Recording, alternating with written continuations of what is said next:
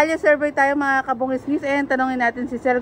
Kung ngayon ang halalan, Sir, sino po ang gusto niyong maging mayor ng Kankalu? Mayor Along. Ayan, si Mayor Along Malapitan. Bakit si Mayor Along Malapitan, Sir? Dati na po siya eh.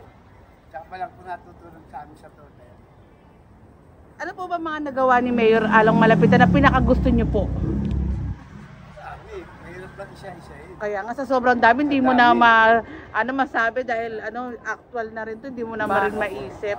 Sir, may message ka ba kay Mayor Along Malapitan? Sana po sa susunod, pag nanalo ulit siya, bilang sa amin sa Toda, sana mapadali lalo ang pag-release ng mga prangkisa ng tricycle. Hindi na para sa amin, para sa lahat ng Toda ng Caloocan. Ayan lahat.